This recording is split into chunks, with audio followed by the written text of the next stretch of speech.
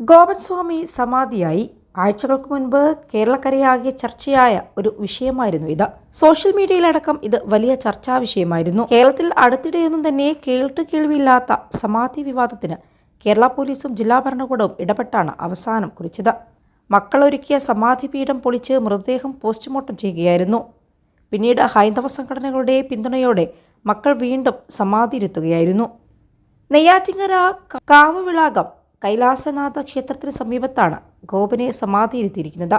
ക്ഷേത്രത്തിലെ പൂജാരി കൂടിയായ മകൻ രാജസേനയാണ് പൂജാകർമ്മങ്ങൾ ചെയ്യുന്നത്. തൻ്റെ അച്ഛൻ ഗോപൻ സ്വാമിയല്ലെന്നും ദൈവമാണെന്നും മകൻ രാജസേനൻ പറയുന്നുണ്ട്.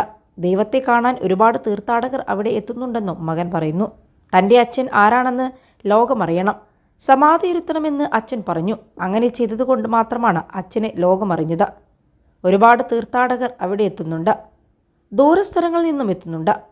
ഭഗവാൻ എന്താണോ നിശ്ചയിക്കുന്നത് തീർച്ചയായും അത് നടക്കുന്നതായിരിക്കും.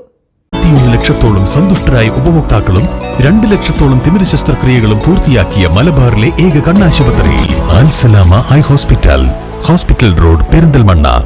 ഈശ്വരൻ നിശ്ചയിക്കുന്നതിനപ്പുറത്തേക്ക് ഈ ലോകത്തേക്ക് ഒന്നുമില്ല. എല്ലാ ജാതിമത വിഭാഗങ്ങളും ഈശ്വരനെ തൊഴാൻ ഇവിടെ എത്തുന്നതായിരിക്കും എന്നും മകൻ രാജസേനൻ പറഞ്ഞു. എന്നാൽ മകൻ പറയുന്നത് പോലെ അവിടെ തീർത്ഥാടകർ ആരും തന്നെ എത്തുന്നില്ലെന്നാണ് വിവരം. സ്വകാര്യ ചാനലിൻ്റെ പ്രതിനിധി മണിക്കൂറുകളോളം അവിടെ ചെലവഴിച്ചിട്ടും ഒരാൾ പോലും അവിടെ തൊഴാനെത്തിയിട്ടില്ല. രണ്ടാമത് സംസ്കാരം നടന്ന ചടങ്ങുകൾക്ക് കുറച്ച് ഹിന്ദു സംഘടനകളുടെ സാന്നിധ്യം ഉണ്ടായതൊഴിച്ചാൽ മലയാളികളും സോഷ്യൽ മീഡിയയും ഗോപനെയും സമാധിയെയും മറന്ന മട്ടാണ്. അതേസമയം പോസ്റ്റ്മോർട്ടം ചെയ്തതോടെയാണ് സമാധി വിവാദത്തിന് വിരാമമായത്. മരണത്തിൽ അസ്വാഭാവികത ഒന്നുമില്ലെങ്കിൽ മൃതദേഹം കുടുംബത്തിന് വിട്ടു നൽകുമെന്ന് അന്ന് പോലീസ് അറിയിച്ചിരുന്നു. അതുപോലെ പോസ്റ്റ്മോർട്ടത്തിന് ശേഷം കുടുംബത്തിന് വിട്ടു നൽകുകയായിരുന്നു. ഇതെല്ലാം ദൈവനിശ്ചയമാണെന്നാണ് മകൻ പറയുന്നത്. ഈ മാസം 9 പിതാവിന്റെ ആഗ്രഹപ്രകാരം സ്വർഗവാതിൽ ഏകാദശി ദിവസം അദ്ദേഹത്തെ സമാധിയിരുത്തിയെന്ന് മക്കൾ വെളിപ്പെടുത്തിയതോടെയാണ് സംസ്ഥാനം ഏറെ കൗതുകത്തോടെ ചർച്ച ചെയ്ത സമാധി വിവാദത്തിന് തുടക്കമായത്. മരണത്തിൽ ദുരൂഹത ആരോപിച്ച് നാട്ടുകാർ രംഗത്തെത്തിയതിന് പിന്നാലെ പോലീസ് കേസെടുത്ത് അന്വേഷണം തുടങ്ങിയിരുന്നു. ആരെയും മരണവിവരം അറിയിക്കാതെ സംസ്കാരം നടത്തിയതിൽ ദുരൂഹതയുണ്ടെന്നായിരുന്നു നാട്ടുകാരുടെ ആരോപണം.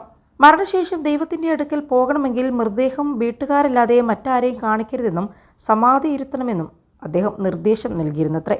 ഇങ്ങനെയാണ് മക്കൾ പോലീസിന് മൊഴി നൽകിയിരുന്നതും. മരണസമയം സുലോചനയും മകനായ രാജസേനയും മാത്രമായിരുന്നു വീട്ടിൽ. സമാധിയാകാൻ സമയമായെന്ന് അച്ഛൻ അറിയിച്ചതിനാൽ രണ്ടാമത്തെ മകനും മെക്കാനിക്കുമായ സനന്ദനെ വിളിച്ചു വരുത്തുകയായിരുന്നു.